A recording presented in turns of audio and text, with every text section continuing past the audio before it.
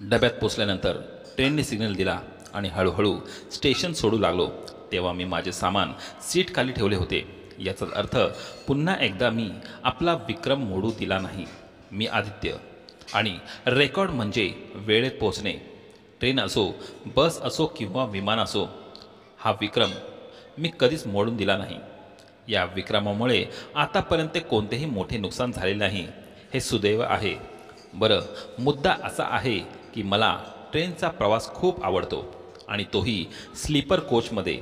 म्हणून कंपनीकडून थर्ड एसीची सूट असूनही मी फक्त स्लीपर तिकीट घेतो आणि स्लीपर कोचमध्येही सीटवर न बसता एक पाय दाराच्या पायरीवर ठेवून दोन्ही हातांनी हँडल घट्ट धरून आणि जेव्हा जेव्हा जोराचा वारा चेहऱ्यावर आदळतो तेव्हा माझ्यावर विश्वास ठेवा, इतका निवांतपणा वाटतो की काय सांगू, वर्णन करू शकत नाही. बरं, कथेवर परत येताना सवयीप्रमाणे मी त्या सीटवर बसलो. 2-4 सहप्रवाशांसोबत 10 मिनिटे हलके फुलके संभाषण, परिचय आणि त्यानंतर सवयीमुळे मला बसून प्रवास करावा लागला. तीच ओळखीची जागेवर बसलो, पण दरवाजाच्या एका बाजूला खूप पाणी सांडले होते. वॉशरूमचे दरवाजे उघडे होते आणि खूप तीव्र वास येत होता, जो मला सहन होत नव्हता. म्हणून कंपार्टमेंटच्या या बाजूला दोन्ही दरवाजे सोडावे लागले. त्यामुळे आता मी डब्याच्या इतर 2 दरवाजांकडे निघालो. पण अरे रे, इथे सैन्याचा ट्रंक आणि बेडिंग पडलेले होते. असे वाटते की कुण्या मुलीची छोटीशी बाहुली वा बहिणीचा सलवार किंवा कुणाची लाल बांगड्या ठेवल्याचं दिसत होतं, कारण बॉर्डरवरचा सैनिक घरी परतत होता. मी आपला पुढच्या कंपार्टमेंटमध्ये जाण्यासाठी निघालो, कारण मला प्रवास दारात उभे राहूनच करायला आवडते. म्हणून शेवटी मला हवी असलेली जागा सापडली आणि प्रवास सुरू झाला. थोडा वेळ झाला नाही की मागून काही ठोठावल्याचा आवाज आला. वॉशरूमचा दरवाजा उघडण्याचा आणि बंद झाल्याचा आवाज आला. मी मागे वळून पाहिलं तर मला फक्त एक स्कार्फ आणि चांदीचे रंगाचे ब्रेसलेट फक्त इतकं दिसत होते आणि तोपर्यंत ती दृष्टीआड झाली होती आणि मीही पुन्हा वाऱ्याशी बोलू लागलो. ट्रेन पुढच्या पुणे स्थानकावर पोचली आणि परंपरेनुसार मी कांदे पोहे खाण्यासाठी प्लॅटफॉर्मवर उतरलो.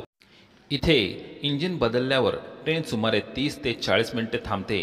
पोहे आरामात खाल्ल्यावर दुकानातून श्रीखंड चाखण्याची इच्छा झाली.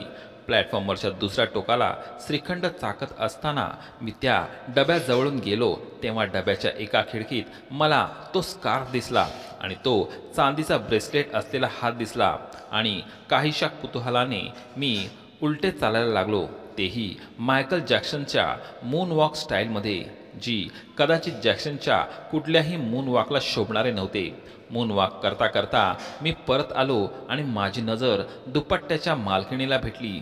त्या डोळ्यात एक असे आकर्षण होते की ते सांगता येत नाही.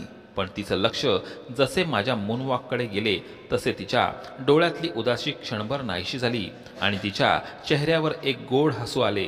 पण जणू काही तिला आपल्या अस्तित्वाची परत पुन्हा एकदा जाणीव झाली होती आणि ती पुन्हा आपल्या दुःख सागराच्या लाटेवर परतली. काय माहीत नाही मला काय आठवले. मी तिथेच प्लॅटफॉर्मच्या खांबाला पाठ टेकून उभा राहिलो आणि डोळ्याच्या कोपऱ्यातून तिच्याकडे अधूनमधून बघू लागलो. त्या डोळ्यात एक ओढ आहे असे दिसत होते आणि कळून न कळाल्यासारखे कदाचित ती मला पाहूनही माझ्याकडे दुर्लक्ष करत असेल. मी जवळजवळ 10 मिनिटे तिच्याकडे असेच पाहत राहिलो. ट्रेनने सिग्नल दिला आणि ट्रेन हळू चालू लागली.